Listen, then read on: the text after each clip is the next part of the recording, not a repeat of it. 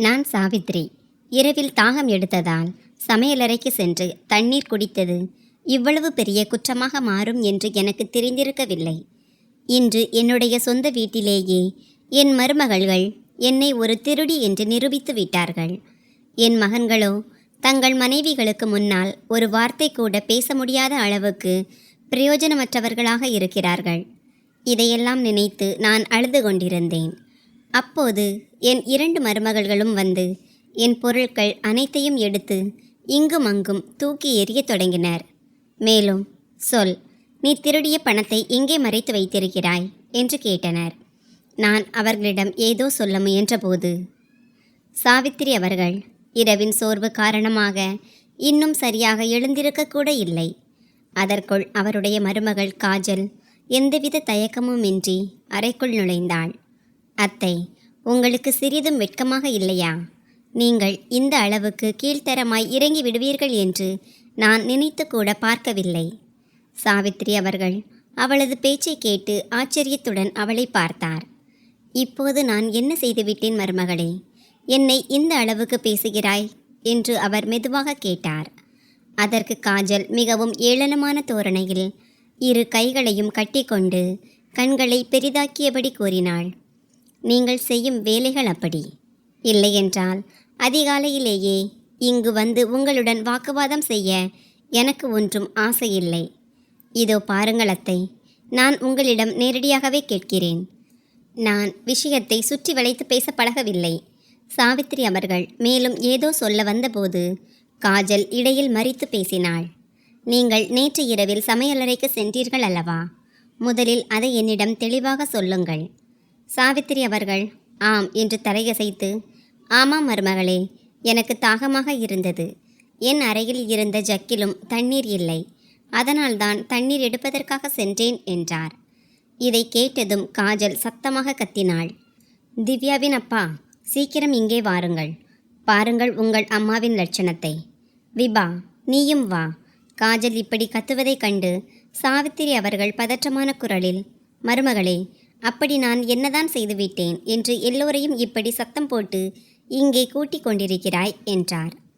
காஜல் கோபத்துடன் இன்னும் உரத்த குரலில், எல்லோரும் வரட்டும், அப்புறம் நானே உங்களுக்கு சொல்கிறேன் என்றாள். அவளது சத்தமான குரலை கேட்டு அவளது கணவர் தீனா, கொழுந்தன் நிக்கில் மற்றும் கொழுந்தனின் மனைவி விபா ஆகியோர் அறைக்குள் வந்தனர். தீனா உள்ளே வந்ததும் கோபமாக, என்ன ஆச்சு? அதிகாலையிலேயே ஏன் இவ்வளவு சத்தம் போடுகிறாய் என்றான். அவளது கொழுந்தனும் ஆச்சரியத்துடன் அவளை பார்த்து, ஆமாம் அண்ணி, என்ன விஷயம் என்று சொல்லுங்கள். ஏன் இப்படி சத்தம் போட்டு எங்கள் எல்லோரையும் அம்மாவின் அறைக்கு கூப்பிட்டிருக்கிறீர்கள் என்றான். அப்போது காஜல் சத்தமாக, நீங்களே பாருங்கள், நள்ளிரவில் நம் அத்தை திருட்டுத்தனமாக சமையலறைக்கு என்ன செய்ய சென்றார் என்றுதான் நான் கேட்க விரும்புகிறேன் என்றாள். சாவித்திரி அவர்கள் இந்த வார்த்தைகளை கேட்டு அதிர்ச்சியடைந்தார். அவர், நான் திருட்டுத்தனமாக போகவில்லை மருமகளே. எனக்கு தாகமாக இருந்தது. ஜக்கிலும் தண்ணீர் இல்லை. அதனால்தான் கிச்சனுக்கு தண்ணீர் எடுக்க போனேன் என்றார். அடடா, தண்ணீர் எடுக்க போனீர்களா? இல்லை கிச்சனில் நோட்டமிட போனீர்களா? இதை கேட்ட தீனா புருவங்களை உயர்த்தியபடி, காஜல், அம்மா தண்ணீர் எடுக்கத்தான் போனார். இதில் இவ்வளவு பெரிய ரகளை செய்ய என்ன தேவை இருக்கிறது என்றான். ஆனால் காஜல் எங்கே அடங்கப் போகிறாள்? அவள் இன்னும் ஆவேசமான தொனியில், தண்ணீர் எடுக்க போனார் என்றால் தன் தண்ணீரை மட்டும் எடுத்துக்கொண்டு வரவேண்டியது தானே? அப்புறம் ஏன் கிச்சனுக்குள் போய் சுத்தம் செய்ய ஆரம்பித்தார் என்றாள். இதை கேட்ட விபாவும் தன் அக்கா காஜலின் பேச்சிற்கு தலையசைத்து, ஆமாம் அக்கா, அத்தைக்கு ஏன் இரவில் சுத்தம் செய்யும் ஆசை வந்தது என்று தெரியவில்லை என்றாள். இதுவரை அமைதியாக இருந்த நிக்கில் எரிச்சலுடன், அண்ணி, இதில் இவ்வளவு கோபப்பட என்ன இருக்கிறது? அம்மா சில பாத்திரங்களை கழுவினால் அதில் என்ன தவறு என்றான். அட, உங்களுக்கு தெரியாது குழந்தனாரே, சுத்தம் செய்தது வரை சரிதான். ஆனால் நான் கிச்சனில் 5000 ரூபாய் பணம் வைத்திருந்தேன். அதையும் உங்கள் அம்மா சுத்தம் செய்துவிட்டார். இவருக்கு பணம் தேவைப்பட்டால் வாயை திறந்து என்னிடம் கேட்டிருக்கலாமே. ஆனால் இந்த வயதில் திருடுவது இவருக்கு அழகா? காஜலின் இந்த வார்த்தை ஒட்டுமொத்த சூழலையும் இன்னும் பயங்கரமாக்கியது. வீட்டில் சின்ன சின்ன குழந்தைகள் இருக்கிறார்கள். அவர்கள் இவரிடமிருந்து என்ன கற்றுக்கொள்வார்கள்? அத்தை, உங்கள் ஒவ்வொரு செய்கையாலும் நான் உண்மையிலேயே நொந்து போய்விட்டேன் என்று கூறி தன் புடவை தலைப்பை இடுப்பில் இறுக்கமாக சொருகிக் கொண்டு தன் மாமியாரை முறைத்து பார்க்கத் தொடங்கினாள். தன் இப்படிப்பட்ட அவமானத்தை பார்த்து சாவித்திரி அவர்களின் கண்கள் கலங்கின. அவருடைய கண்ணீர் வழியத் தொடங்கியது. அவர் நடுங்கும் உதடுகளுடன், மருமகளே, என் மீது இவ்வளவு பெரிய பழியை போடுவதற்கு முன்பு ஒரு முறையாவது யோசித்திருக்க கூடாதா? நான் ஏன் உன் பணத்தை எடுக்கப் போகிறேன்? எனக்கு பணத்தை வைத்து என்ன வேலை? நான் யாருடைய பணத்தையும் எடுக்கவில்லை என்றார். இதுவரை அமைதியாக நின்று கொண்டிருந்த தீனா கோபத்துடன், அம்மா, நீ பணத்தை எடுத்திருந்தால் அதை நேராக சொல்ல வேண்டியதுதானே? ஏன் அதிகாலையிலேயே இவ்வளவு பெரிய ரகளையை உண்டாக்குகிறாய் என்றான். மகனின் வாயிலிருந்து இந்த வார்த்தைகளை கேட்ட சாவித்திரி அவர்களின் கண்கள் ஆச்சரியத்தால் இன்னும் விரிந்தன. எந்த மகனை வளர்ப்பதற்காக தன் முழு வாழ்க்கையையும் அர்ப்பணித்தாரோ, இன்று அதே சொந்த மகனே அவர் மீது திருட்டு பழியை போடுகிறான். சாவித்திரி அவர்களின் கண்களிலிருந்து கண்ணீர் தொடர்ந்து வழிந்து கொண்டிருந்தது. அவர் ஏதேனும் தன் பக்க நியாயத்தை பேசுவான் என்ற எதிர்பார்ப்புடன் தன் இளைய மகன் நிகிலை நோக்கினார். ஆனால் நிகிலோ அமைதியாக நின்று கொண்டிருந்தான். அவனுடைய கண்களில் தன் தாய்க்கான பாசமோ அல்லது இரக்கமோ சிறிதும் இருக்கவில்லை. அப்போது காஜல் கோபத்துடன் ஒரு பெருமூச்சு விட்டு ஏளனமாக, இப்போது இப்படி பொய்க்கண்ணீர் வடிப்பதால் என்ன பயனத்தை? அந்த பணத்தை நீங்கள்தான் திருடினீர்கள் என்பதுதான் நிஜம். இந்த வீட்டில் இருந்து கொண்டு உங்களுக்கு என்ன சாப்பாட்டுக்கா குறைச்சல்? இருந்தாலும் உங்களுடைய பேராசை அடங்குவதாய் தெரியவில்லை என்றாள். நிகிலும் இதற்கு தலையசைத்தபடி, ஆமாம் அண்ணி, நீங்கள் சொல்வது சரிதான். இதையெல்லாம் கேட்கும்போது எனக்கு மிகவும் வருத்தமாக இருக்கிறது. அம்மா, உங்களிடமிருந்து நான் இதை எதிர்பார்க்கவில்லை. இப்போதாவது உண்மையை சொல்லிவிடுங்கள் என்றான். இதை கேட்ட சாவித்திரி அவர்களின் இதயம் உள்ளுக்குள் நொறுங்கி போனது. அவர் நடுங்கும் கைகளால் தன் கண்ணீரை துடைத்து கொண்டு தழுதழுத்த குரலில், நிகில் மகனே, நீயும் என்னை பற்றி இப்படித்தான் நினைக்கிறாயா? நான் தான் அந்த பணத்தை திருடினேன் என்று நம்புகிறாயா என்றார். நிகிலும் ஒரு கணம் தன் தாயை பார்த்துவிட்டு பின் தன் பார்வையை திருப்பிக் கொண்டான். அம்மா, நீங்கள் எடுக்கவில்லை என்றால் அந்த பணம் எங்கே போனது? வீட்டிற்கு வெளியே இருந்து யாரும் வருவதில்லையே. இந்த வார்த்தைகளை கேட்டதும் சாவித்திரி அவர்களின் தலை சுற்றத் தொடங்கியது. இதே வீட்டில் பிறந்து இதே வீட்டில் வளர்ந்து ஆளான மகன்களுக்கு இன்று தன் சொந்த தாயின் மீது நம்பிக்கை இல்லை. தலை சுற்றலால் கால் தடுமாறிய போது அவர் அங்கிருந்த கட்டிலில் அமர்ந்து கொண்டு மெதுவாக, நீங்கள் எல்லாரும் இப்படித்தான் நினைக்கிறீர்கள் என்றால் சரி. இதற்கு மேல் என் தரப்பு நியாயத்தை சொல்ல என்னிடம் எதுவும் இல்லை என்றார். காஜல் முகத்தை சுளித்தபடி, பார்த்தீர்களா, பொய் பிடிபட்டதும் நியாயம் பேசுவதை நிறுத்திவிட்டார். சரி, கிளம்புங்கள், நமக்கு இன்னும் நிறைய வேலைகள் இருக்கின்றன என்று கூறி கோபத்துடன் காலை உதைத்து கொண்டு அறையை விட்டு வெளியேறினாள். மற்ற அனைவரும் தத்தம் அறைகளுக்கு திரும்பினர். சாவித்திரி அவர்கள் தன் இடத்திலேயே அமர்ந்திருந்தார். அவருடைய சிவந்த கண்களில் இருந்து தொடர்ந்து கண்ணீர் வழிந்து கொண்டிருந்தது. உண்மையிலேயே இனி இந்த வீட்டில் எனக்கு என்று யாரும் மிச்சமில்லையா என்ற ஒரே ஒரு கேள்விதான் அவருடைய மனதில் சுழன்று கொண்டே இருந்தது. சாவித்திரி அவர்களுக்கு தன் வீடு மகிழ்ச்சியால் நிறைந்திருந்த அந்த நாட்கள் நினைவுக்கு வரத் தொடங்கின. அவர் தன் அறையில் தயாராகி கொண்டிருந்தார். அவருடைய கணவர் திலீப் மீண்டும் மீண்டும் வாசலுக்கு வந்து எட்டி பார்த்து கொண்டிருந்தார். அட, இன்னும் எவ்வளவு நேரம்தான் உனக்கு ஆகும்? சீக்கிரம் செய். அங்கே திருமணமே முடிந்து நாம் எல்லாரையும் விட கடைசியாக போய்விடப் போகிறோம் என்று திலீப் சிரித்து கொண்டே கூற, சாவித்திரி புன்னகைத்தவாறே தன் புடவை தலைப்பை சரி செய்து கொண்டு, கடைசியில் மகனை பெற்ற தாயாயிற்றே, நன்றாக தயாராவது என் உரிமைதானே என்றார். அன்று வீடு முழுவதும் மகிழ்ச்சியான சூழல் நிலவியது. அவருடைய மூத்த மகன் தீனாவின் திருமணம் அது. ஒட்டுமொத்த குடும்பமும் சிரிப்பிலும் கேலியிலும் மூழ்கியிருந்தது. சாவித்திரி அவர்கள் தன் மருமகளை வரவேற்பதற்காக பல ஏற்பாடுகளை செய்திருந்தார். மருமகளுக்கு எந்த குறையும் வந்துவிடக்கூடாது என்பதில் ஒவ்வொரு சிறிய பெரிய விஷயத்திலும் கவனம் செலுத்தியிருந்தார். காஜல் முதன்முறையாக மணமகளாக வீட்டிற்குள் வந்தபோது சாவித்திரி அவர்கள் அவளை மிகுந்த பாசத்துடன் கட்டிப்பிடித்து, மருமகளே, இன்று முதல் இந்த வீடு உன்னுடையது. உனக்கு என்ன தேவை என்றாலும் தயக்கமின்றி எப்போதும் என்னிடம் சொல் என்றார். ஆனால் இன்று அதே காஜல் அவர் மீது திருட்டு பழியை போடுகிறாள். அவருடைய சொந்த மகன்களே அவருடைய நியாயத்தை பொய் என்று நிரூபிக்கிறார்கள். நினைவுகளின் இந்த தொடர் எவ்வளவு ஆழமாக இருந்ததென்றால், சாவித்திரி அவர்களின் கண்களிலிருந்து மீண்டும் கண்ணீர் வழிந்தது. அவர் தன் மனதிற்குள், திலீப், இன்று நீங்கள் உயிரோடு இருந்திருந்தால் என் சொந்த மனிதர்களுக்கு மத்தியிலேயே நான் ஒரு அந்நியளாக மாறும் இந்த உணர்வு எனக்கு ஒருபோதும் ஏற்பட்டிருக்காது என்று கூறிக்கொண்டார். சாவித்திரி அவர்கள் இன்னும் தன் நினைவுகளிலேயே மூழ்கியிருந்த போது திடீரென்று வாசலில் ஏதோ சத்தம் கேட்டது. நிமிர்ந்து பார்த்தபோது இளைய மருமகள் அறைக்குள் வந்து ஒரு வார்த்தை கூட பேசாமல் அருகில் இருந்த மேஜை மீது டீயை வைத்துவிட்டு சென்றாள். அவர் தன் மனதிற்குள் நினைத்தார், முன்பு தன் கணவர் உயிரோடு இருந்தபோது அவருடன் காலையில் டீ குடிப்பதன் சுகமே தனி. அவர் எப்போதும் கூறுவார், சாவித்ரி, நீ என்னுடன் அமர்ந்து டீ குடிக்கும் வரை எனக்கு நிம்மதியே இருக்காது. என் நாளின் தொடக்கமே நன்றாக இருக்காது. ஆனால் இன்று தனியாக அமர்ந்திருக்கும் சாவித்திரி அவர்களுக்கு அந்த டீ ஒரு விஷ கோப்பையைப் போல தோன்றியது. காலம் கடந்தது. மாலையும் வரத் தொடங்கியது. சாவித்திரி அவர்கள் காலையிலிருந்து எதுவுமே சாப்பிடவில்லை. வயிற்றில் ஒருவித பசி மயக்கம் ஏற்பட்டது. பலவீனமாகவும் இருந்தது. அவர் இங்கும் அங்கும் பார்த்தார்.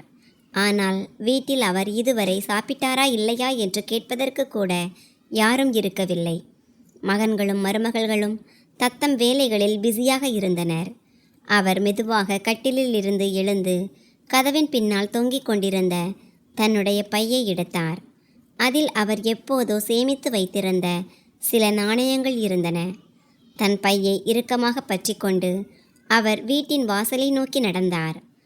ஆனால் அவர் வெளியே செல்ல முயன்றபோதே மூத்த மருமகளின் உரத்த குரல் கேட்டது. அத்தை, இப்போது எங்கே கிளம்பிவிட்டீர்கள்? சாவித்திரி அவர்கள் அப்படியே நின்று மெதுவாக, நான் சும்மா வெளியே வரைக்கும் போயிட்டு வருகிறேன் என்றார். அத்தை, உங்களுக்கு வெளியே போக வேண்டிய அவசியம் என்ன இருக்கிறது? ஒருவேளை இந்த தெருவிலே யார் கூடையாவது உட்கார்ந்து உங்கள் சோக கதையை சொல்லி மற்றவங்க கிட்ட அனுதாபத்தை தேடிக்கவும் எங்களை பற்றி தப்பா பேசவும் போகிறீர்களா? சாவித்திரி அவர்கள் இதை கேட்டதும் உள்ளுக்குள் அப்படியே நடுங்கி போனார். அவர் மெதுவாக, இல்லை மருமகளே, சும்மா கொஞ்சம் நடந்துவிட்டு வரலாம் என்று போகிறேன் என்றார். உடனே காஜல் முகத்தை சுளித்தபடி, சரி, ஆனால் ரொம்ப தூரம் போய் விடாதீர்கள். அப்புறம் வீட்டு வேலைகளை யார் செய்வார்கள் என்றாள். சாவித்திரி அவர்கள் இந்த வார்த்தைக்கு மறுவார்த்தை எதுவும் பேசவில்லை. அவருடைய கண்களில் லேசான ஈரம் படர்ந்தது. பின்னர் அவர் கனத்த காலடிகளுடன் வாசலுக்கு வெளியே நடந்து சென்றார். அவருடைய நடையில் முன்பிருந்த வேகம் இப்போது இல்லை. ஆனால் இனி ஒரு தாய் 2 வேளை சோற்றுக்காகவும் பிச்சை கேட்டுத்தான் சாப்பிட வேண்டுமா என்ற ஒரே ஒரு எண்ணம்தான் அவர் மனதில் ஓடிக்கொண்டிருந்தது. அவர் தன் பையை இறுக்கமாக பிடித்து கொண்டு முன்னோக்கி நடந்தார். அவர் சிறிது தூரம்தான் சென்றிருப்பார். அதற்குள் வழியில் ஒரு இட்லி கடை கண்ணில் பட்டது. அவருக்கு பசி மிக கடுமையாக இருந்தது. அதனால் ஒரு பிளேட் இட்லி சாப்பிடலாமே என்று நினைத்தார். பின்னர் ஏதோ யோசித்துவிட்டு, தம்பி, ஒரு பிளேட் இட்லி எவ்வளவுப்பா என்று கேட்டார். அம்மா, ஒரு பிளேட் 30 ரூபாய் என்றான் கடைக்காரன். இதை கேட்ட சாவித்திரி அவர்கள் தன் பையனுள்ளே எட்டி பார்த்தார். பின்னர் தனக்குள்ளேயே 10 ரூபாய் கம்மியா இருக்கே என்று சொல்லி கொண்டார். சோகத்துடன் அவர், தம்பி, என்கிட்ட 10 ரூபாய் கம்மியா இருக்குப்பா என்றார். சாவித்திரி அவர்களின் நிலையை பார்த்த அந்த இட்லி கடைக்காரன், பரவாயில்லை அம்மா, நீங்கள் 20 ரூபாயே கொடுங்கள் என்றான். சாவித்திரி அவர்களின் கண்களில் ஒரு கணம் நம்பிக்கைக்கேற்று மின்னியது. அவர் தன் கைகளால் பையில் இருந்த பணத்தை எடுத்து இட்லி கடைக்காரனிடம் கொடுத்தார். சூடான இட்லி சாம்பாரின் நறுமணம் அவருடைய பசியை இன்னும் தூண்டியது. அவர் முதல் இட்லியின் ஒரு துண்டை வாயில் வைக்க முற்பட்ட போது அவருடைய மனதில் பழைய நினைவுகள் பசுமையாக வந்து சென்றன. அம்மா, சீக்கிரம் இட்லி கொடுங்கம்மா, எனக்கு பசி தாங்க முடியவில்லை. இளைய மகன் நிக்கிலின் குரல் இன்றும் அவர் காதுகளில் ஒலிப்பது போல இருந்தது. மகன்கள் சிறியவர்களாக இருந்தபோது அவர் எவ்வளவு பாசத்துடன் அவர்களுக்காக இட்லி செய்து கொடுப்பார். அவருடைய 2 மகன்களும் எவ்வளவு ஆசையாக அமர்ந்து இட்லி சாப்பிடுவார்கள். அவருடைய கணவரும் சிரித்துக்கொண்டே, அடடா, இன்றைக்கு வாசனை ரொம்ப பிரமாதமாக இருக்கே, வாசனைக்கு வயிறு நிறைந்துவிடும் போலிருக்கிறது என்று கூறுவார். அதற்கு சாவித்திரி அவர்கள் சிரித்துக்கொண்டே, வாசனையால் வயிறு நிறையாது நிகிலின் அப்பா, இந்தாருங்கள், நீங்களும் சூடான இட்லிகளை வயிறார சாப்பிடுங்கள் என்பார். ஆனால் நேற்று வரை தன் மகன்களுக்கு சூடாக இட்லிகள் சமைத்து ஊட்டிய அதே தாய் இன்று இந்த தெருவின் மூலையில் நின்று கொண்டு மகன்களும் மருமகள்களும் இருக்கும் சொந்த வீட்டில் வாழ்ந்தும் கூட 2 வாய் சோற்றுக்காக ஏங்கும் நிலை வந்துவிட்டது. அவர் முதல் இட்லியை சாப்பிட்ட உடனே அவருடைய தொண்டையில் ஏதோ அடைப்பது போல் இருந்தது. அந்த இட்லி அவருக்கு வெறும் உணவாக மட்டும் இருக்கவில்லை, மாறாக கடந்து போன ஒரு அழகான கனவை போன்ற பழைய நினைவுகளின் வழியாக இருந்தது. இட்லி கடைக்காரன் அவரை உற்று கவனித்து கொண்டிருந்தான். இந்த வயதான தாயின் கண்களில் கண்ணீர் இருப்பதை அவன் உணர்ந்தான். அவன் லேசாக புன்னகைத்து, அம்மா, உங்களுக்கு இன்னும் இட்லி வேண்டுமென்றால் எடுத்துக்கொள்ளுங்கள், பணத்தை பற்றி கவலைப்படாதீர்கள் என்றான். சாவித்திரி அவர்கள் நடுங்கும் கைகளால் தன் புடவை தலைப்பால் கண்ணீரை துடைத்து கொண்டு லேசாக தலையசைத்து, இல்லை தம்பி, இதுவே போதும், கடவுள் உன்னை எப்போதும் நன்றாக வைத்திருப்பான்பா, நீ நல்லா முன்னுக்கு வர வேண்டும் என்றார். இட்லி சாப்பிட்ட பிறகு கடவுளின் பெயரை சொல்லிக்கொண்டு சாவித்திரி அவர்கள் அங்கிருந்து நடக்கத் தொடங்கினார். ஆனால் அவருடைய கால்கள் தடுமாறியதால் அவர் அங்கேயே சாலையோரம் அமர்ந்து விட்டார். வயிற்றின் பசி சற்று நேரத்திற்கு அடங்கியிருந்தது. ஆனால் இதயத்தில் இருந்த வலியை எப்படி குறைப்பது? எப்படியோ கஷ்டப்பட்டு அவர் எழுந்து நின்றார். கால்கள் இன்னும் நடுங்கிக் கொண்டுதான் இருந்தன. இருந்தாலும் மனதில் ஒரு விசித்திரமான அமைதி இருந்தது.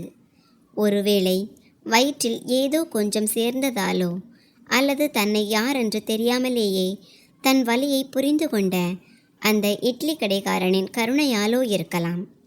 மெதுவாக சாவித்திரி அவர்களின் காலடிகள் கோவிலை நோக்கி நகரத் தொடங்கின. அவரை பொறுத்தவரை கோவிலுக்கு செல்வது வெறும் கடவுளை தரிசிப்பது மட்டுமல்ல, சில நொடிகள் நிம்மதியாக அமர்வதற்கான ஒரு வழியும் கூட. அங்கே அவருக்கு யாரும் ஏளன பேச்சு பேசப்போவதில்லை. அங்கு யாரும் அவரை அவமதிக்கப் போவதில்லை. அவர் ஒரு சுமையாக மாறிவிட்டார் என்று யாரும் அவரிடம் சொல்லப்போவதில்லை. கோவிலை அடைந்ததும் அவர் ஒரு மூலையில் அமர்ந்து கடவுளையே பார்க்கத் தொடங்கினார். அவருடைய கண்களில் கண்ணீரும் இதயத்தில், கடவுளே, நான் எப்போதும் எல்லோருக்கும் நல்லதுதானே நினைத்தேன், பிறகு ஏன் இன்று என் சொந்த வீட்டிலேயே நான் ஒரு அந்நியளாகி போனேன் என்ற 1000 கேள்விகளும் இருந்தன. அவருடைய உதடுகள் அசைந்தன. ஆனால் இந்த கேள்விகளுக்கு யார் பதிலளிப்பார்? கடவுளும் மௌனமாகவே இருந்தார். சிறிது நேரத்திற்கு பிறகு அவர் தன் பையிலிருந்து ஒரு சிறிய மாலையை எடுத்தார். இது அவருடைய கணவர் அவருக்கு கொடுத்த மாலையாகும். அவர் எப்போதெல்லாம் மன வருத்தத்தில் இருக்கிறாரோ அப்போதெல்லாம் இந்த மாலையை எடுத்துக்கொண்டு அமர்ந்து விடுவார். இன்றும் அவர் அந்த மாலையை உருட்டியபடி தன் உலகத்திலேயே மூழ்கி கடவுளின் பெயரை சொல்லிக் கொண்டிருந்தபோது ஒரு குரல் கேட்டது. அம்மா, இங்கே ஏன் தனியாக உட்கார்ந்திருக்கிறீர்கள்? இதை கேட்டு அவர் திடுக்கிட்டு நிமிர்ந்து பார்த்தபோது ஒரு இளைஞன் அவர் முன்னால் நின்று கொண்டிருந்தான். அவனுடைய கண்களில் பாசமும் முகத்தில் மென்மையும் ததும்பின. சாவித்திரி அவர்கள் சில நொடிகள் அவனையே பார்த்துவிட்டு மெதுவான குரலில், தம்பி, உனக்கு என்னை தெரியுமா என்றார். அந்த நபர் புன்னகைத்தவாறே அருகில் அமர்ந்து, அம்மா, இந்த தெருவில் உங்களை தெரியாதவர்கள் யாராவது உண்டா? நீங்கள் தினமும் கோவிலுக்கு வருவீர்கள் அல்லவா? இன்று உங்களை இந்த நிலையில் பார்த்ததும் என் மனசு கேட்கவில்லை. நீங்கள் நலமாக இருக்கிறீர்கள் தானே என்றான். சொல்ல மறந்துட்டேனே, என் பெயர் சஞ்சய். சாவித்திரி அவர்களின் கண்கள் கலங்கின. இத்தனை வருடங்களுக்கு பிறகு யாரோ ஒருவர் அவருடைய நலனை விசாரித்திருக்கிறார்கள். அம்மா, நீங்கள் ஏதேனும் சாப்பிட்டீர்களா என்று அவன் கேட்டதற்கு அவர் உடனே பதிலளிக்காமல் ஏதோ மறைக்க முயல்வது போல லேசான புன்னகையுடன் மெதுவாக தலையசைத்தார். ஆனால் சஞ்சய் அவருடைய மௌனத்தை புரிந்து கொண்டான். அவன் சட்டென்று ஒரு பூந்தி லட்டை எடுத்து அவருடைய கையில் வைத்தான். இந்தாருங்கள் அம்மா, இது பிரசாதம். கடவுளோட பிரசாதத்தை எப்பவும் வேண்டாம் என்று சொல்லக்கூடாது என்றான். சாவித்திரி அவர்கள் அந்த லட்டை பார்த்துவிட்டு அதை தன் நெற்றியில் ஒற்றிக்கொண்டு சாப்பிடத் தொடங்கினார். அவருடைய கண்களில் கண்ணீர் வழிவதையும் அது நில்லாமல் கொட்டுவதையும் சஞ்சய் பார்த்தான். அவன், அம்மா, உங்களுக்கு விருப்பம் இருந்தால் நீங்கள் என்னுடன் என் வீட்டிற்கு வரலாம். என் அம்மா இப்போது இந்த உலகத்தில் இல்லை. என் மனைவியும் உங்களை பார்த்தால் மிகவும் சந்தோஷப்படுவாள் என்றான். சாவித்திரி அவர்கள் அவனுடைய கண்களை பார்த்தார். இவ்வளவு பாசத்தை அவர் பல வருடங்களுக்கு பிறகு இப்போதுதான் உணர்கிறார். ஆனால் அவரால் அவனுடன் செல்ல முடியுமா? அவருடைய சொந்த மனிதர்களுக்கு அவருடைய தேவை இல்லையா? மனதில் பல கேள்விகள் எழுந்தன.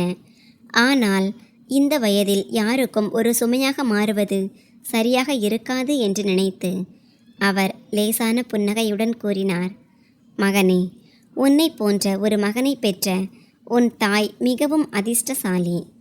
ஆனால் நான் இனி யாருக்கும் பாரமாக இருக்க விரும்பவில்லை. கடவுள் என்னை நடமாட வைக்கும் வரை என் வாழ்க்கையை நானே கழித்து விடுவேன். சஞ்சய் அவர்களை பார்த்துவிட்டு முற்றிலும் அமைதியானான். இந்த அம்மா தன் இதயத்தில் எவ்வளவு வலிகளை சுமந்து கொண்டிருக்கிறார். இருந்தாலும் யாரிடமும் கையேந்த விரும்பவில்லை என்று அவன் சிந்திக்கத் தொடங்கினான். அவன் ஏதோ சொல்ல வந்தபோது சாவித்திரி அவர்கள் தன் பையை எடுத்துக்கொண்டு கோவிலுக்குள் சென்றார். அவர் கடவுளின் முன்னால் தலையாய வணங்கி, கடவுளே, வயதான இந்த கட்டத்தில் எனக்கு எப்போதும் இவ்வளவு மன வலிமையை கொடு. நான் யாருக்கும் முன்னால் கையேந்தும் நிலை வந்துவிடக்கூடாது என்று வேண்டினார். அவருடைய கண்களில் இருந்து கண்ணீர் வழிந்து கொண்டிருந்தது.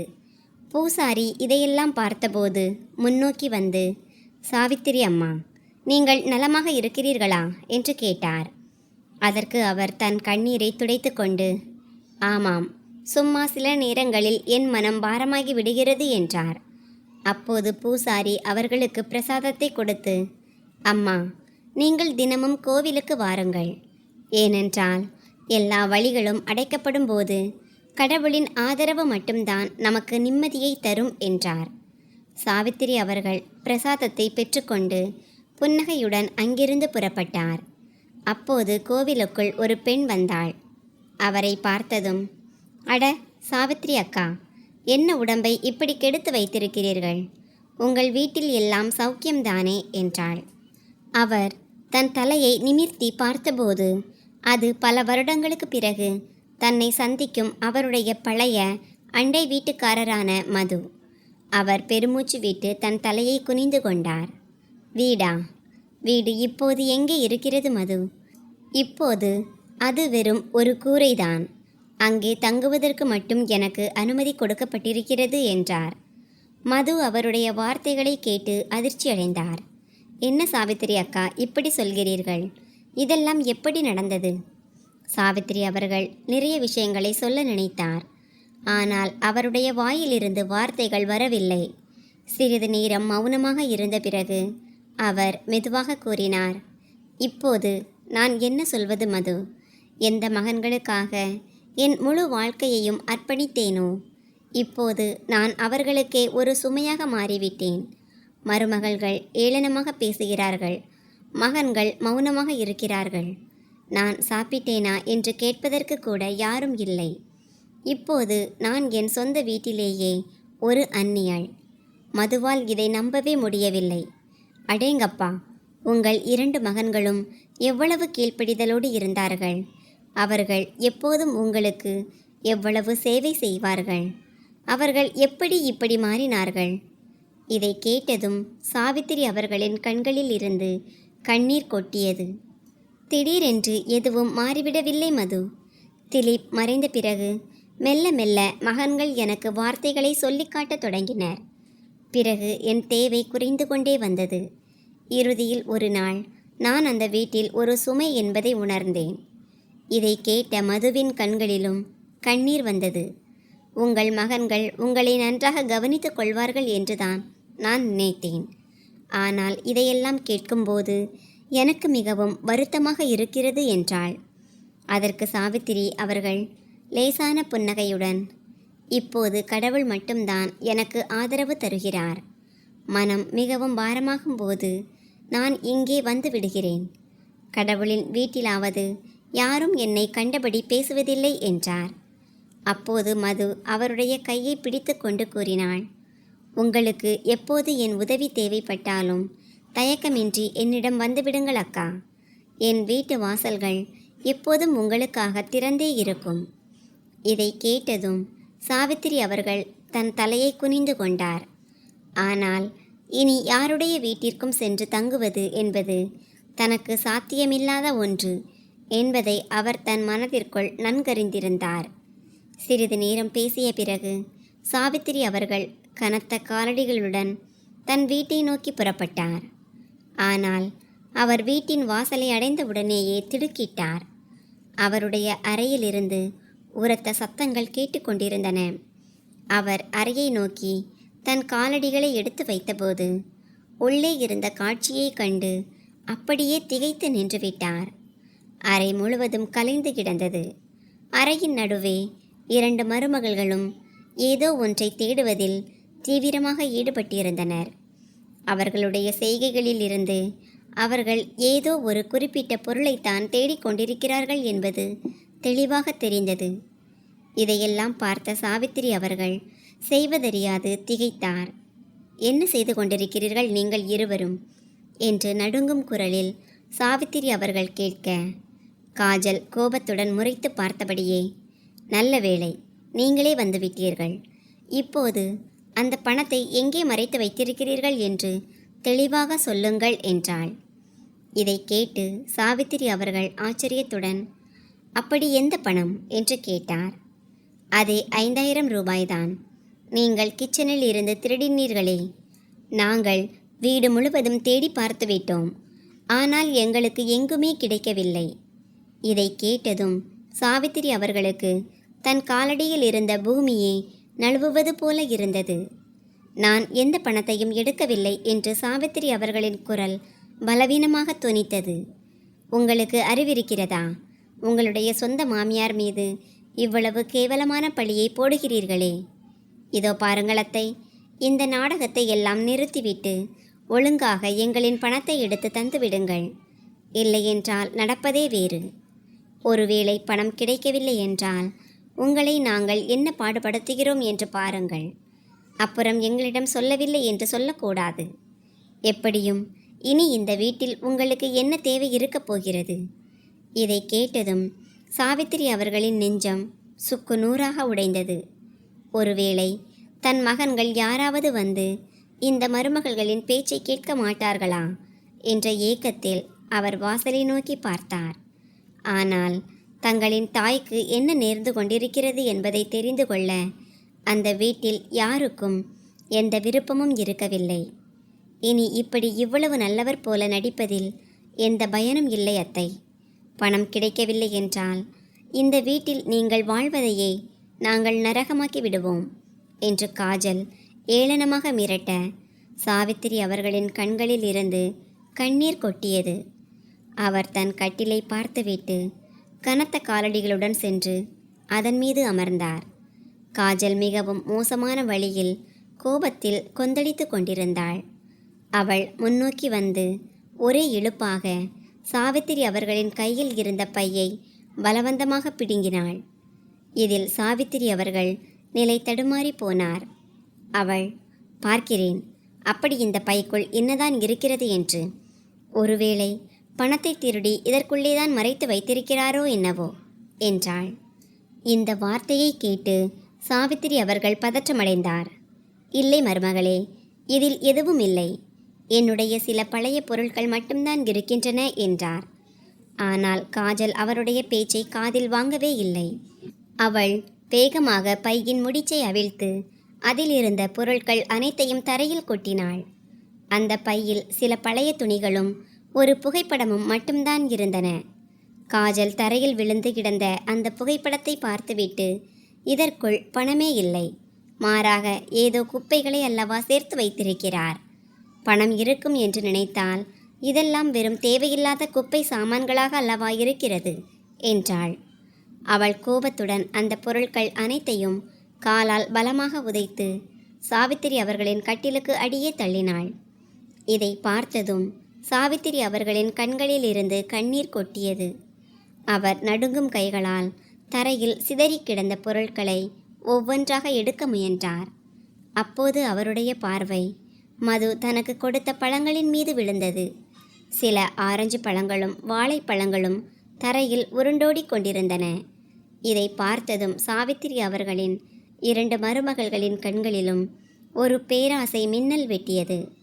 காஜல் உடனே கோபத்துடன் கத்தினாள். பாருங்கள் பாருங்கள், தான் பணத்தை எடுக்கவில்லை என்று எப்படி சாதித்தார். பணத்தை எடுக்கவில்லை என்றால் இந்த ஆரஞ்சு பழங்களும் வாழைப்பழங்களும் என்ன வானத்திலிருந்தா குதித்தன? இந்த வார்த்தையை கேட்டு சாவித்திரி அவர்கள் தழுதழுத்த குரலில், இந்த பழங்களை நான் காசு கொடுத்து வாங்கவில்லை மருமகளே, என் தோழி மதுதான் கொடுத்தாள் என்றார். ஆனால் அவருடைய வார்த்தை முடிவதற்கு முன்பே விபா இடையில் மறித்து, ஆமாம், ஏன் கொடுக்க மாட்டாள்? இப்போது வீட்டில் பிச்சை எடுக்கும் நிலைமை வந்துவிட்டதே என்றாள். அதற்கு சாவித்திரி அவர்கள் தவிப்புடன், இல்லை மருமகளே, நான் வேண்டாம் என்றுதான் சொன்னேன். ஆனால் அவள் கேட்காமல் என்னிடம் கட்டாயப்படுத்தி கொடுத்து விட்டாள் என்றார். உடனே காஜல் முறைத்து பார்த்தபடி, அப்படியா? இப்போதெல்லாம் திருடுவதோடு மட்டுமில்லாமல் சாக்குப்போக்கு சொல்லவும் ஆரம்பித்து விட்டீர்களா? பொய்யும் பேசுகிறீர்களா என்றாள். அவள் தரையில் கிடந்த பழங்களை ஒருமுறை பார்த்துவிட்டு மூக்கை சுளித்தபடி, எப்படியும் அழுகிப்போன இந்த பழங்கள் எங்களின் எந்த பயன்பாட்டிற்கும் உதவாது என்று கூறி காலால் உதைத்து அந்த பழங்களை இன்னும் தூர எறிந்தாள். நிறுத்துங்கள், இதோடு போதும். சாவித்திரி அவர்கள் திடீரென தைரியத்தை வரவழைத்து கொண்டு உரத்த குரலில், உங்களுடைய பேச்சை நான் மிகவும் பொறுத்து கொண்டு கேட்டுவிட்டேன். இனி ஒரு வார்த்தை கூட பேசக்கூடாது என்றார். அவர் கோபமாக இருப்பதைக் கண்டு 2 மருமகள்களும் ஒருவரையொருவர் பார்த்து கொண்டனர். பின்னர் அலட்சியமாக தோள்களை உலுக்கிவிட்டு அங்கே எதுவும் நடக்காதது போல அங்கிருந்து நகர்ந்தனர். பின்னர் அவர் தன் கணவர் திலீப்பின் புகைப்படத்தை எடுத்து தன் நெஞ்சோடு அணைத்து கொண்டார். தன்னை தானே தேற்றிக்கொண்டு படுக்கையில் சாய்ந்தார். சிறிது நேரத்திற்கு பிறகு சாவித்திரி அவர்கள் படுக்கையிலிருந்து எழுந்து தன் துணிகளுக்குள் ஏதோ தேடத் தொடங்கினார். அப்போது திடீரென்று அவருடைய கையில் ஒரு சாவி சிக்கியது. இது பல வருடங்களுக்கு முன்பு அவருடைய கணவர் திலீப், சாவித்திரி, இந்த சாவியை எப்போதும் பத்திரமாக வைத்திரு, இதில் உனக்கான அதிகார உரிமை இருக்கிறது என்று கூறி கொடுத்த அதே சாவிதான். திலீப்பின் குரல் அவர் காதுகளில் எதிரொலித்தது. பார் சாவித்திரி, மனிதர்களின் குணம் காலத்திற்கு ஏற்ப மாறிக்கொண்டே இருக்கும். இன்று நம்மை எல்லாமுமாக நினைத்து தலைமேல் தூக்கி வைத்து கொண்டாடுபவர்கள் நாளைக்கு அதே மனிதர்கள் நம்மை தலையிலிருந்து இறக்கி தரையில் தள்ளிவிடவும் தயங்க மாட்டார்கள். நம்மை ஒரு அந்நியராகவும் கருதலாம். ஆனால் உனக்கான உரிமை எதுவோ அதை உன்னிடமிருந்து யாராலும் எப்போதும் பறிக்க முடியாது. ஒருவேளை காலம் மாறி வீட்டிலுள்ளவர்கள் உன்னை அவமதிப்பதாக நீ உணர்ந்தால் அந்த நேரத்தில் நீ இந்த சாவியை பயன்படுத்து. இதையெல்லாம் நினைத்து பார்க்கும்போது சாவித்திரி அவர்களின் கண்களில் கண்ணீர் முட்டியது. அப்படியானால் திலீப் எல்லாவற்றையும் முன்பே கணித்து விட்டாரா? ஒரு நாள் தன் சொந்த மகன்களும் மருமகள்களும் தனக்கு இப்படி செய்வார்கள் என்பது அவருக்கு தெரிந்திருக்குமா? இதை நினைத்த மாத்திரத்தில் அவருடைய இதயம் வேகமாக துடிக்கத் தொடங்கியது. இப்போது அவர் இந்த சாவியின் பின்னால் இருக்கும் உண்மைகளை தெரிந்து கொள்ள விரும்பினார். இன்று திலீப் கூறிய அந்த வார்த்தைகள் அனைத்தும் அவருக்கு நினைவுக்கு வந்தன. சாவித்திரி, இந்த சாவி உனக்காக மட்டுமே ஆனது. அதனால் இதை ஒருபோதும் யாருக்கும் கொடுத்து விடாதே. ஒருவேளை இதற்கான தேவை ஏற்பட்டால் நீ இந்த சாவியை எடுத்துக்கொண்டு பேங்கிற்கு சென்று அங்கிருக்கும் பேங்க் மேனேஜரிடம் காட்டு. அவர் உனக்கு எல்லாவற்றையும் புரிய வைப்பார். இதை யோசித்த பிறகு சாவித்திரி அவர்களுக்கு விடியற்காலைக்காக காத்திருப்பது மட்டும்தான் பாக்கி இருந்தது. அவர் பெருமூச்சு விட்டு படுக்கையில் படுத்து கண்களை மூடிக்கொண்டார். காலையின் முதல் கதிர் ஜன்னல் வழியாக உள்ளே வருவதற்கு முன்பே சாவித்திரி அவர்கள் எழுந்திருந்தார்.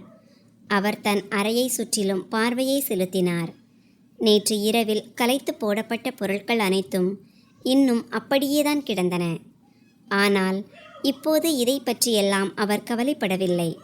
இன்று வங்கிக்கு சென்று இந்த சாவியின் பின்னால் இருக்கும் அந்த பெரிய ரகசியம் என்ன என்பதை தெரிந்து கொள்ள வேண்டும் என்ற ஒரே ஒரு எண்ணம் மட்டும்தான் அவருடைய மனதில் ஓடிக்கொண்டிருந்தது. அவர் வேகமாக சாவியை தன் புடவை தலைப்பில் நன்றாக முடிந்து கொண்டார். பின்னர் தன் பழைய பையை தோளில் மாட்டிக்கொண்டு மெதுவாக நடந்து வாசலை அடைந்தார். ஆனால் அவர் கதவை திறந்த அடுத்த கணமே அவருக்கு முன்னால் காஜல் நின்று கொண்டிருந்தாள். அவள், "எங்கே கிளம்பிவிட்டீர்கள் அத்தை? கோவிலுக்குத்தானே போகிறீர்கள்?" என்றாள். சாவித்திரி அவர்கள் மெதுவாக, "ஆமாம் மருமகளே, நான் கோவிலுக்குத்தான் போகிறேன்" என்றார். இந்த வார்த்தையை கேட்டு காஜல் அவரை உச்சி முதல் பாதம் வரை முறைத்து பார்த்துவிட்டு, "எனக்கென்னவோ அப்படி தெரியவில்லை. நீங்கள் கோவிலுக்கு போவது போல தெரியவில்லை. வேறு எங்கோதான் போகிறீர்கள் என்று எனக்கு தோன்றுகிறது. இப்போது என்ன புதிய நாடகம் ஆடப் போகிறீர்களோ தெரியவில்லை" என்றாள். சாவித்திரி அவர்கள் அவளது இந்த வார்த்தைக்கு எதுவும் பேசாமல் ஒரு போலி புன்னகையுடன் முன்னோக்கி நடந்து சென்றார். பேங்கை அடைந்ததும் அவர் அங்கிருந்த மேனேஜரிடம், "மகனே, என் கணவர் எனக்கு இந்த சாவியை கொடுத்து இதை வங்கியில் காட்டுமாறு கூறினார்" என்றார். மேலாளர் அந்த சாவியை கூர்ந்து கவனித்துவிட்டு தன் கம்ப்யூட்டர் ஸ்கிரீனில் ஏதோ சோதிக்கத் தொடங்கினார். அதன் பிறகு அவர் சில நிமிடங்களிலேயே எழுந்து தன் கேபினுக்குள் சென்றார். சிறிது நேரத்திற்கு பிறகு அவர் திரும்பி வந்தபோது அவருடன் வங்கியின் மற்றொரு உயர் அதிகாரியும் இருந்தார். அவர் சாவித்திரி அவர்களிடம், "அம்மா, நீங்கள் எங்களுடன் வாருங்கள்" என்றார். இதை கேட்டதும் சாவித்திரி அவர்களின் இதயம் வேகமாக துடிக்கத் தொடங்கியது. அவர் அதிகாரியுடன் உள்ளே இருந்த அறைக்கு சென்று நாற்காலியில் அமர்ந்தவாறே, "மகனே, இந்த சாவி அப்படி எதற்கான சாவி என்று எனக்கு எதுவுமே புரியவில்லை" என்றார். அப்போது மேனேஜர் புன்னகைத்தபடி, "அம்மா, இது ஒன்றும் சாதாரண சாவி அல்ல. உங்களுடைய அடையாள அட்டையை கொடுங்கள். உங்களுடைய அடையாளத்தை நாங்கள் சரிபார்க்க வேண்டும்.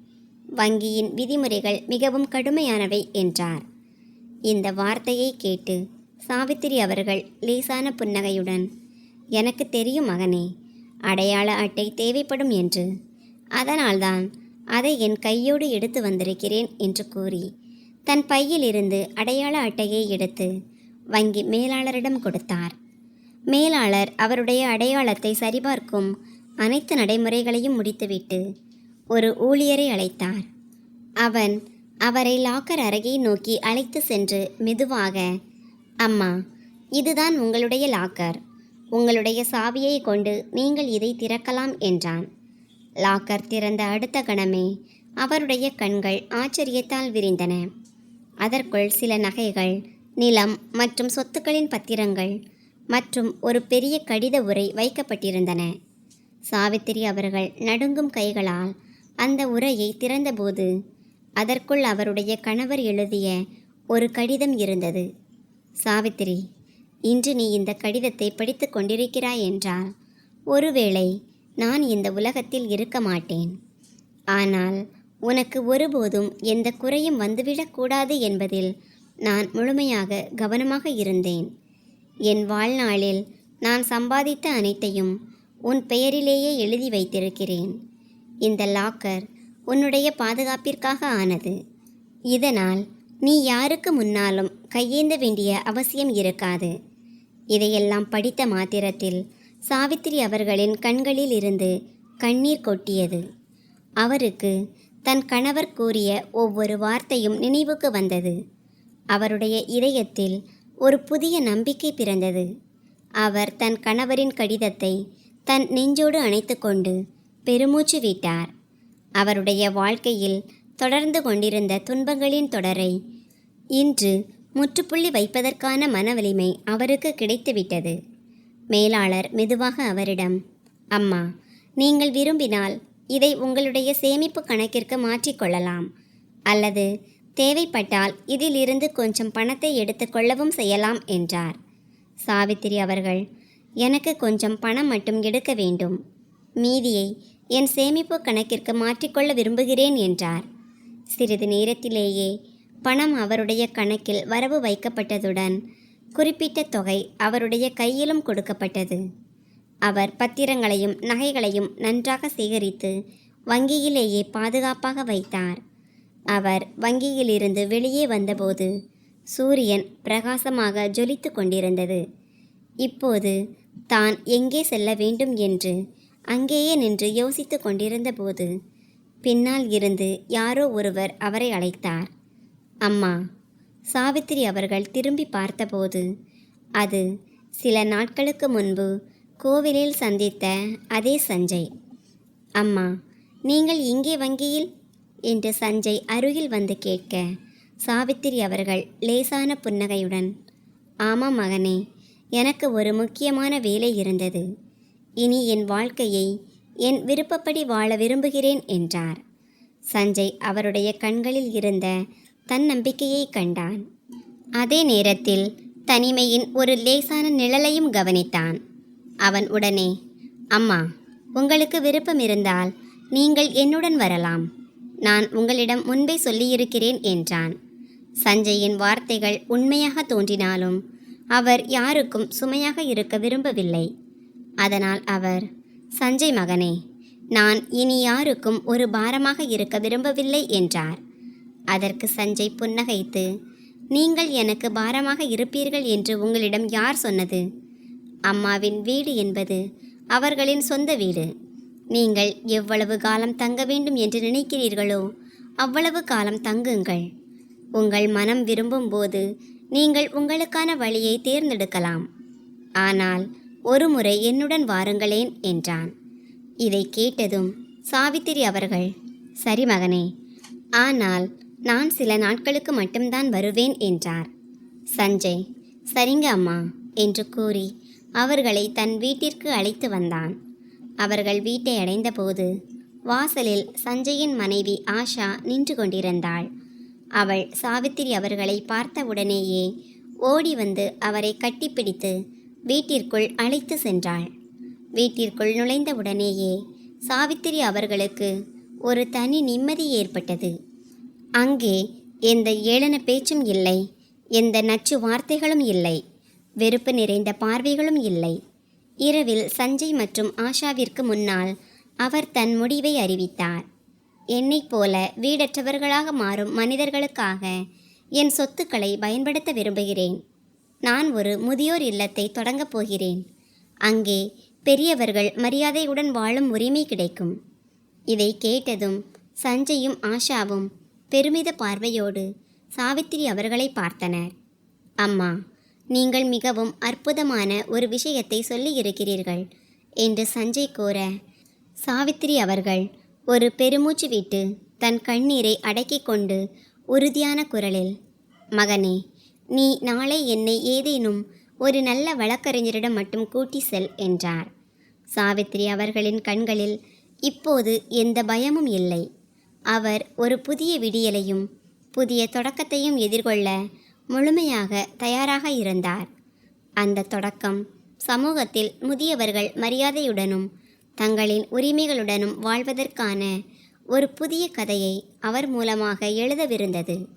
மறுபுறம் சாவித்திரி அவர்களின் மகன்களும் மருமகள்களும் பதற்றமடைய தொடங்கி இருந்தனர். ஏன் அம்மா இன்னும் வரவில்லை? ஒருவேளை அவருக்கு ஏதேனும் ஆகிவிட்டதா என்று தீனா கேட்க, காஜல் கோபத்துடன், இப்போது இவ்வளவு கவலைப்படுவதற்கு ஒன்றுமில்லை.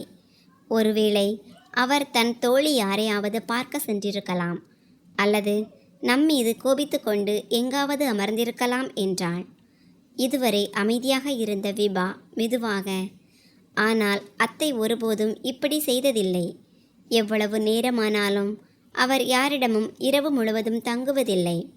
ஒருவேளை அவருக்கு நிஜமாகவே ஏதேனும் ஆபத்து நேர்ந்திருக்குமோ என்றாள். இதுவரை சாவித்திரி அவர்கள் வீட்டில் இருப்பதையே ஒரு பொருட்டாக மதிக்காத மனிதர்கள் இன்று அதே மனிதர்கள் பதற்றத்துடன் வாசலையே பார்த்து கொண்டிருந்தனர்.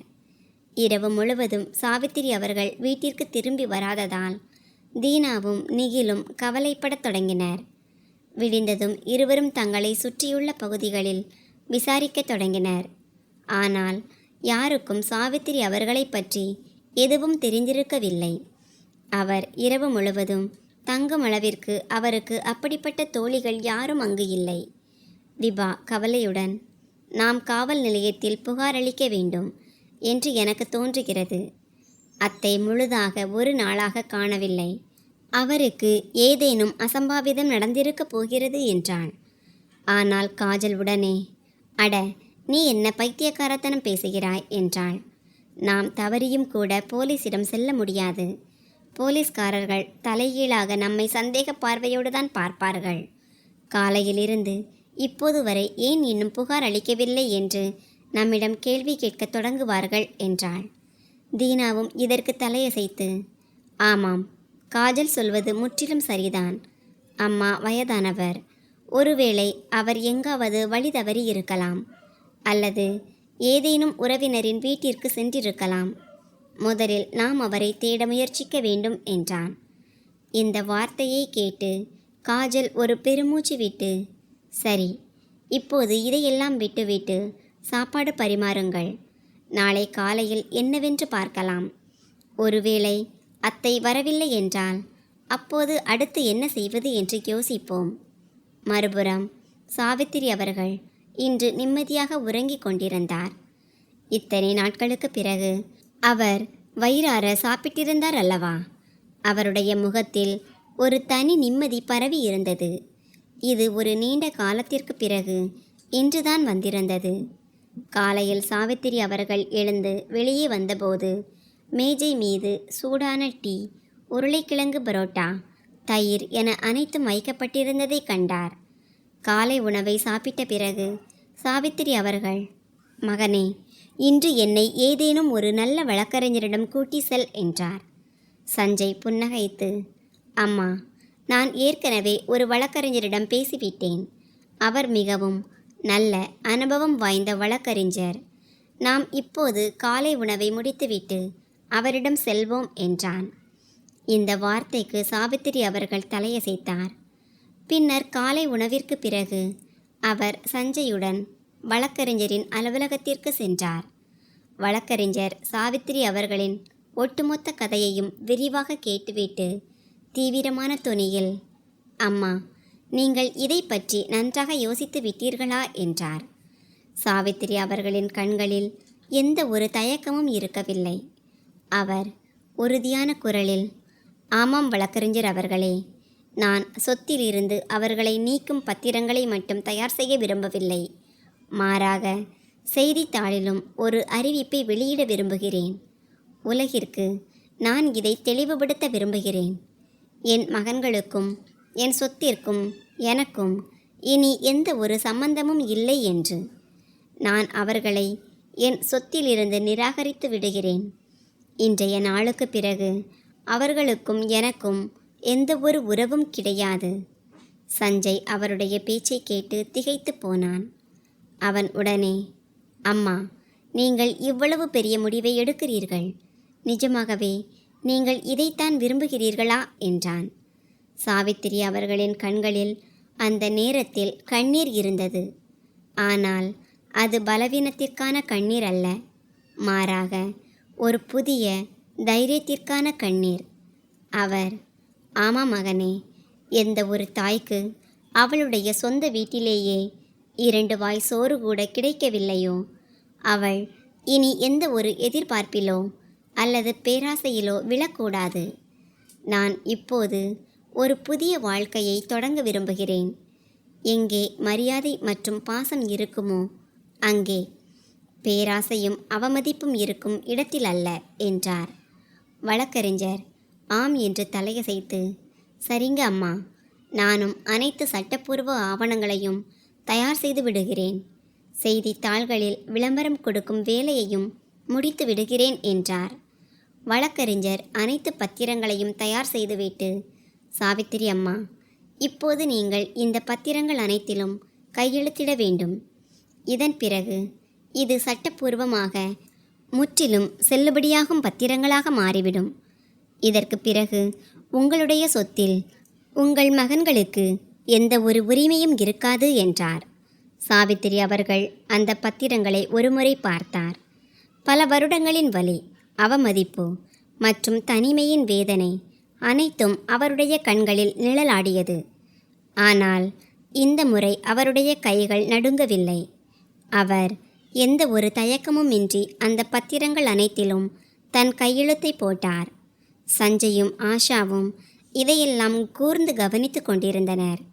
வழக்கறிஞர் அந்த பத்திரங்களை பத்திரப்படுத்தியவாறே, நீங்கள் எதற்கும் கவலைப்படாதீர்கள் அம்மா. நாளை காலையிலேயே இந்த செய்தி நாளிதழில் வந்துவிடும். சட்டப்பூர்வமாகவும் இனி உங்கள் மகன்களுக்கு உங்களுடன் எந்த ஒரு உறவும் இருக்காது என்றார். வழக்கறிஞரின் அலுவலகத்தை விட்டு வெளியே வந்தவுடனேயே அவர் இனி தன் மகன்களின் தயவில் வாழாமல் தன் கணவர் சேர்த்து வைத்த பணத்தின் பலத்தோடு மட்டுமே வாழ்வது என்று முடிவு செய்தார். அவருடைய முதல் முடிவே தன் மகன்களுக்கு அவர்களின் அளவை உணர்த்துவதுதான். அடுத்த நாள் காலையில் சாவித்திரி அவர்களின் கைகளில் நாளிதழ் இருந்தது. அதன் ஒரு ஓரம் லேசாக மடிக்கப்பட்டிருந்தது. அவருடைய கண்களில் இன்று எந்த ஒரு துக்கமோ அல்லது சோகமோ இருக்கவில்லை. ஒரு உறுதியான முடிவு மட்டுமே இருந்தது. அவர் சஞ்சயுடன் தன் சொந்த வீட்டின் முன்னால் வந்து நின்றார். அவர் சிறிது நேரம் யோசித்துவிட்டு வாசலை பலமாக தட்டினார். கதவு திறந்தபோது முன்னால் காஜலும் விபாவும் நின்று கொண்டிருந்தனர்.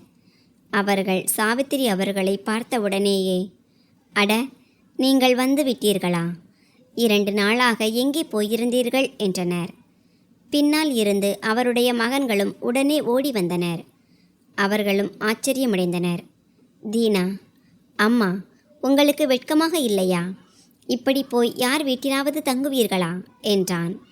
இதை கேட்டதும் சாவித்திரி அவர்களின் முகத்தில் ஒரு லேசான புன்னகை வந்தது. அவர் மெதுவாக நாளிதழை அவர்களை நோக்கி நீட்டினார். பின்னர் கம்பீரமான குரலில், முதலில் இதை படி என்றார். மகன் நாளிதழை பெற்றுக்கொண்டு படிக்கத் தொடங்கிய அடுத்த கணமே அவனுடைய முகத்தின் நிறமே மாறிப்போனது.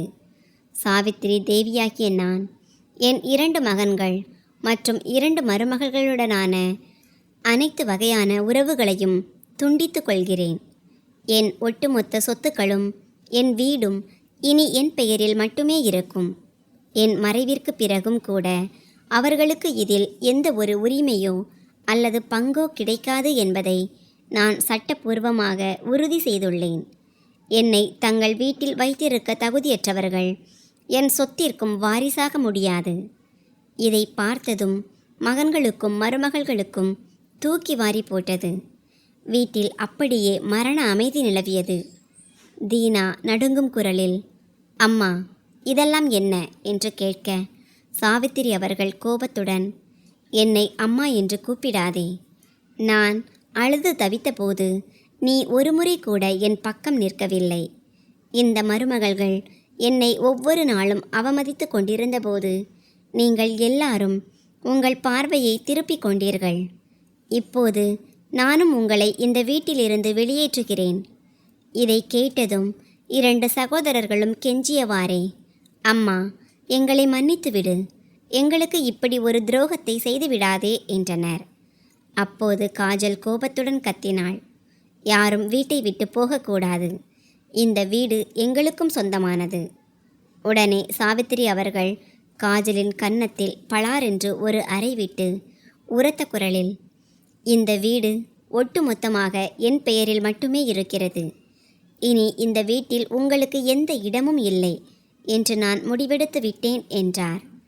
இதை கேட்டதும் 2 மகன்களுக்கும் வியர்த்து கொட்டியது.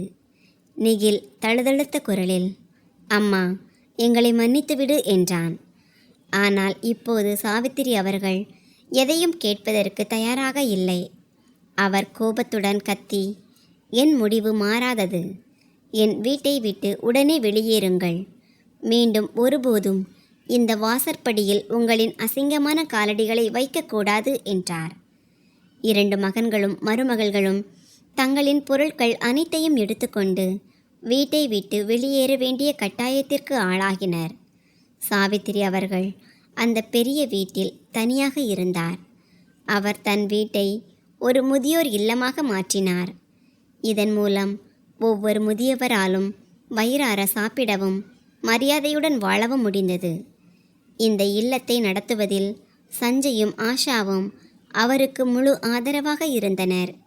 மறுபுறம் அவருடைய மகன்களும் மருமகள்களும் தெரு தெருவாக அலைந்து திரிந்து கொண்டிருந்தனர்.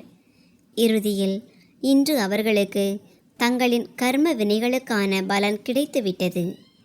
எனவே நண்பர்களே, இன்றைய கதை நமக்கு என்ன கற்பிக்கிறது என்றால், மனிதர்கள் ஒருபோதும் தங்கள் பெற்றோரின் சூழ்நிலைகளையும் அவர்களின் பாசத்தையும் பலவீனமாக கருதக்கூடாது.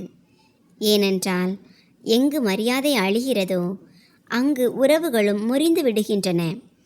அதன் பிறகு பச்சாதாபத்தை தவிர வேறு எதுவும் மிஞ்சுவதில்லை. நண்பர்களே, இந்த கதை உங்களுக்கு எப்படி இருந்தது என்று கருத்து தெரிவிக்கவும். கதை பிடித்திருந்தால் அதை விரும்பி உங்கள் நண்பர்களுடன் பகிர்ந்து கொள்ளுங்கள். இது போன்ற புதிய சுவாரஸ்யமான கதைகளுக்கு எங்கள் சேனலை சப்ஸ்கிரைப் செய்யுங்கள்.